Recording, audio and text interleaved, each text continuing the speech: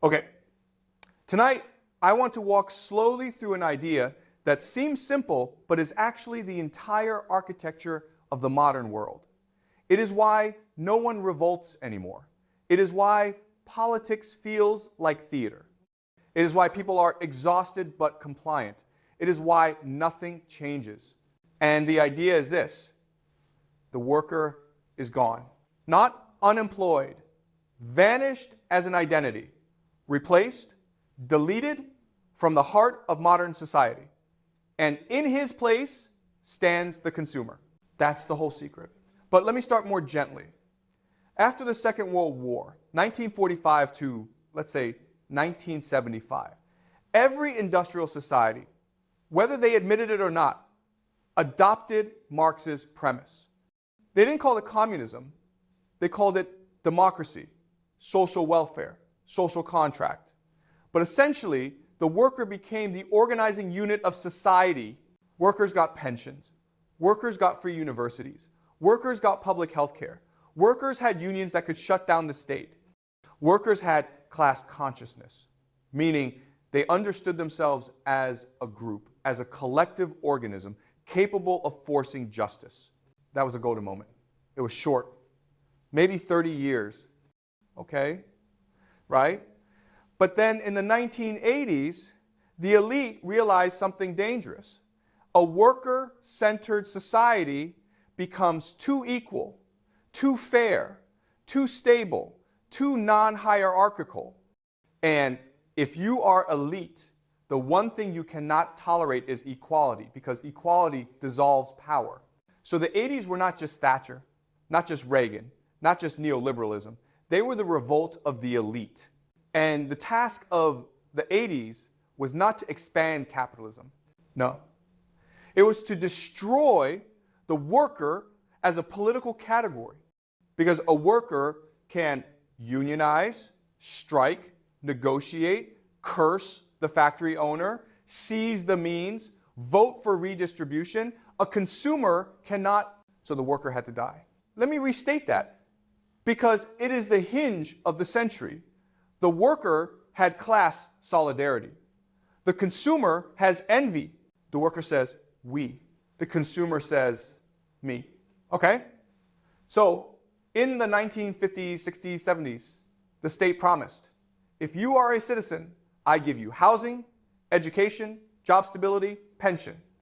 In the 1980s, the state promised, if you are a citizen, I give you choices, low prices, goods. That shift seems gentle. It is the most violent shift in modern economics, because the consumer does not need political consciousness. The consumer needs desire. You do not need to unionize to buy shoes. You do not need class solidarity to buy a phone. You do not need comradeship to scroll through endless pictures of people you resent. And this quiet, cheerful, glittering kills revolution.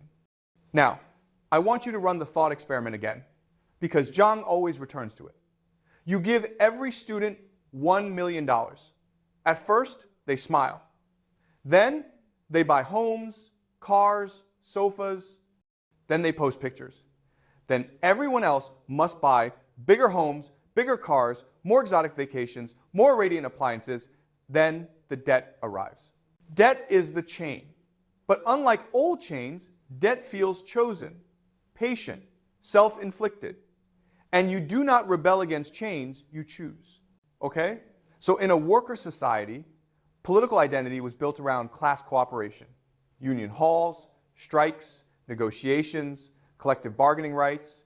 In a consumer society, identity is built around prestige. Who has the larger screen, richer vacation, brighter wedding, deeper mortgage, cleaner feed. The consumer becomes an influencer even before the word existed. And influence is the opposite of solidarity.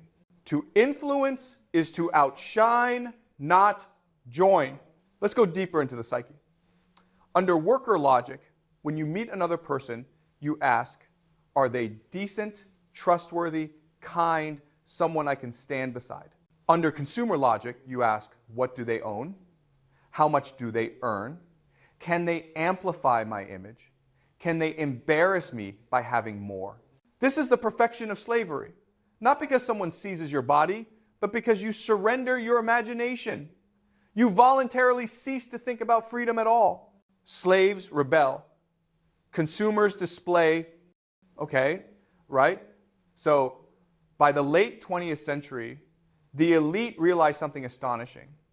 If you turn every citizen into a micro-entrepreneur of identity posting, curating, showing off, purchasing, upgrading, then revolt becomes mathematically impossible.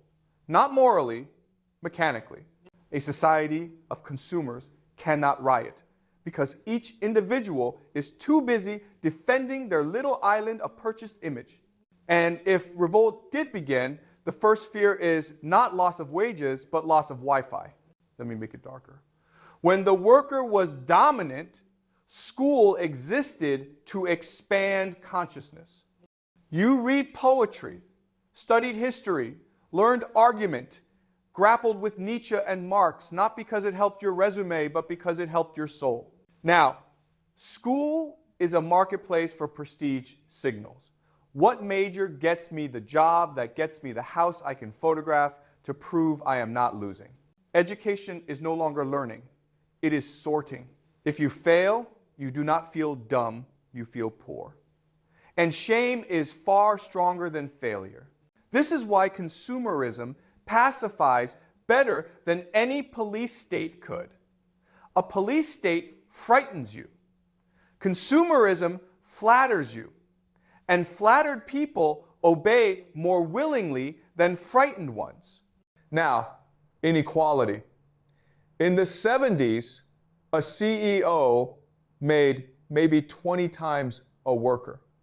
Today, 200, 300 times. The difference is not monetary, it is architectural. Because when inequality becomes divine, untouchable, expected, aesthetic, it ceases to provoke revolt. Instead, it provokes aspiration.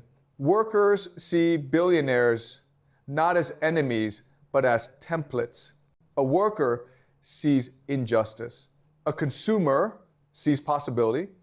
Okay, so now you understand why the billionaire must be worshipped. Because if the billionaire becomes villain, the consumer remembers he is a worker.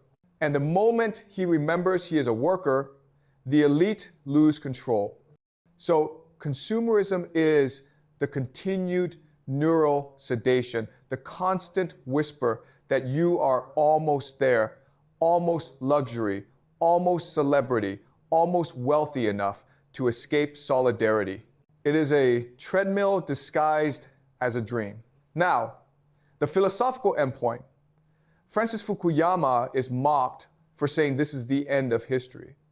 But he was right, not because peace has been achieved, but because revolt has been dissolved. History, in Marx's view, advances by material struggle. But the consumer does not struggle. He refreshes, he does not overthrow, he orders. He does not march, he scrolls. How do you create revolution when people check their battery percentage more than their wage percentage? You don't. And that is the perfection. Okay, no, better phrased. Consumerism is the system in which people willingly imprison themselves in desire. Workers rebel because they suffer. Consumers do not rebel because they hope. Hope is the cage. It is easier to starve a man than to deny him envy. So what does the next quarter century look like under this? Not uprising, not Marxist correction, not proletarian dawn, but a glittering quiet. People compete for symbols rather than rights. People compare wardrobes rather than wages. People vanish into self-valuation rather than class valuation.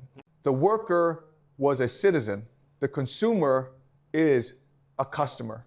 And a customer cannot overthrow the store. That's the secret. That's why the elite reversed the 20th century bargain. They do not need to censor you if they can distract you. They do not need to chain you if you chain yourself to aspiration. When your dream is to display more than others, revolt becomes logically impossible, because revolt requires collective imagination, and consumerism destroys collective imagination at its root. You cannot unionize against your reflection. So let me close quietly. Marx was right, but not in the way the textbooks say.